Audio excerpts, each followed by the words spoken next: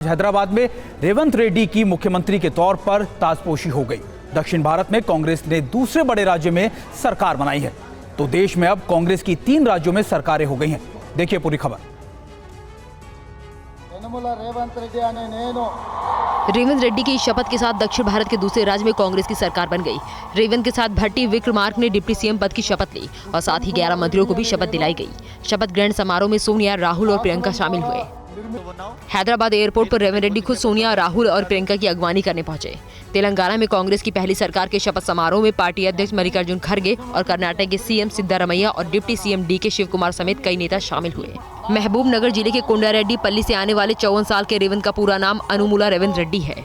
उस्मानिया university से graduate Revanth ने राजनीति की शुरुआत बीजेपी की स्टूडेंट विंग एबीवीपी से की थी। 2007 में निर्दलीय उम्मीदवार के तौर पर आंध्र प्रदेश विधान परिषद के सदस्य भी चुने गए। 2009 में चंद्रबाबू नायडू के कहने पर तेलुगु देशम पार्टी में शामिल हुए थे। 2017 में टीडीपी का साथ छोड़कर रेवंत रेड्डी कांग्रेस में शामिल हुए। 2019 में मल्काजगिरी सीट से पहली बार सांसद बने। जून 2021 में कांग्रेस हाईकमान ने उन्हें सीनियर नेता एन उत्तम रेड्डी की जगह तेलंगाना की कमान सौंपी।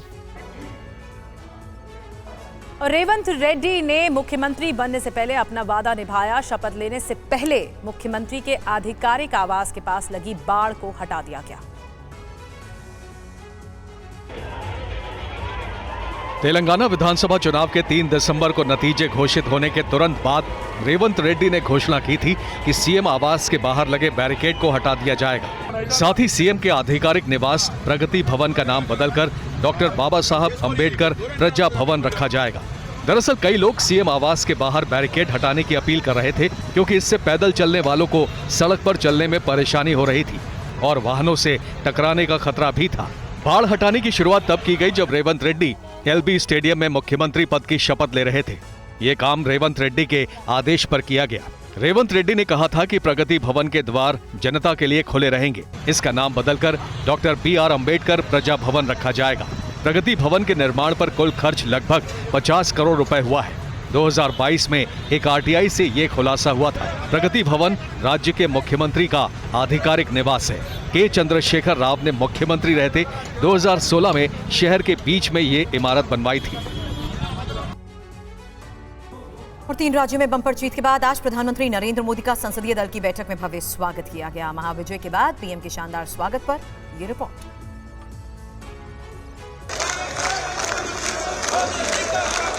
स्वागत है भाई, स्वागत मोदी जी का स्वागत है।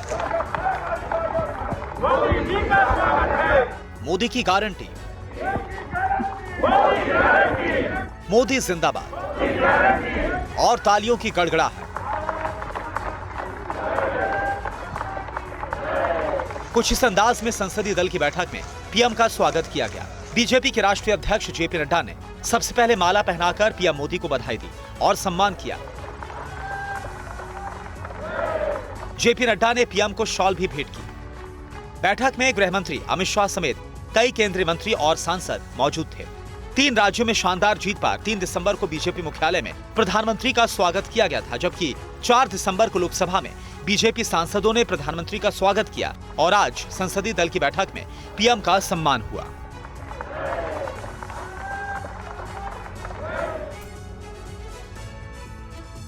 और प्रधानमंत्री के विजय संदेश पर बीजेपी सांसदों और निर्दलीय सांसद नवनीत राणा का क्या कहना है, आइए सुनाते हैं। वो अपने आप को हमेशा एक कार्यकर्ता के रूप में कहते हैं कि मैं एक कार्यकर्ता हूँ, और एक कार्यकर्ता को अगर आप जो है उनके आगे पीछे जो है अगर आदरणीय, माननीय जी लगाकर अगर आप संबोधित करेंगे तो लोग जो है कनेक्ट नहीं कर पाएंगे। एक आम आदमी जो है वो मोदी जी को मोदी से ही कनेक्ट करता है। उन्होंने कहा भी जनता के साथ जुड़ना, मुझे कोई अतिरिक्त सम्मान नहीं चाहिए। मैं मोदी हूँ, जनता मुझे मोदी की तरह अपना मानती है, तो जी माननीय लगाने की आवश्यकता नहीं है। मुझे आप इस तरह का सम्मान ना दे, मुझे जनता के बीच रहने दे। वो मुझे मोदी कहते हैं तो आप ही मोदी कहिए। मुझे लगता है कि यही ग्रेटनेस है हमारे मोदी जी का, प्राइम मिनिस्टर जी का, कि खुद को उस एटीट्यूड पे ना रखते हुए और इतने बड़े पद पे रहकर सभी कार्यकर्ताओं को अप्रिशिएट करना, ग्राउंड लेवल पे जिन्होंने काम किया, जनता ने जिन्होंने आशीर्वाद दिया, उनको क्रेडिट देना, इसी को ग्रेट लीडर कहते हैं। कि अपने आप को एक कदम पीछे रखकर अपने पार्टी वर्कर और अपनी जनता को आगे रखना, इससे अच्छा लीडर कोई हो नहीं सकता।